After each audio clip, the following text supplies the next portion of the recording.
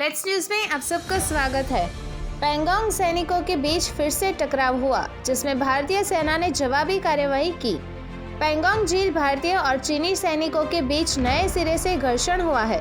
29 और 30 अगस्त की रात को पैंगोंग त्सो झील के पास दोनों देशों के सैनिकों के बीच झड़प हुई थी।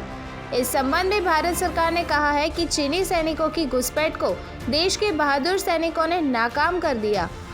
चीन के साथ चल रही बातचीत का असर जमीन पर नहीं दिख रहा है। 29 और 30 अगस्त की रात को पूर्वी लद्दाख क्षेत्र में भारत और चीन के बीच हिंसक हाथापाती हुई। प्राप्त विवरण के अनुसार चीनी सैनिकों ने भी वार्ता के दौरान अपना आंदोलन जारी रखा।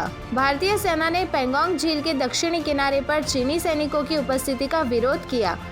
भारतीय सैनिकों ने चीनी सेना को आगे नहीं बढ़ने दिया और उनका पीछा किया। पीआईबी के अनुसार भारत ने क्लैश के स्थान पर अपनी स्थिति मजबूत कर ली है। बयान में कहा गया है कि भारतीय सेना बातचीत के माध्यम से शांति चाहती है, लेकिन अपने देश की रक्षा के लिए समान रूप से प्रतिबद्ध है।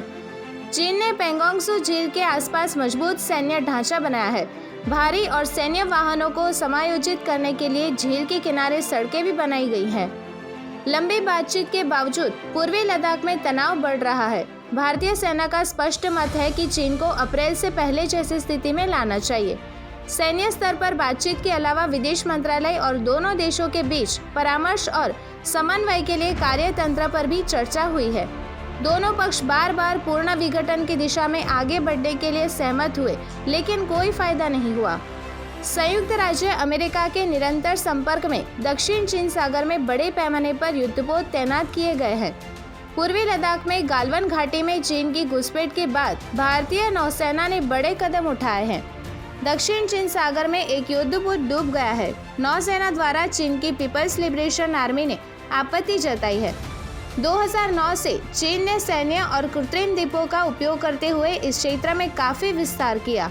चीनी नौसेना का दावा है कि दक्षिण चीन सागर का अधिकांश हिस्सा उसके क्षेत्र में आता है।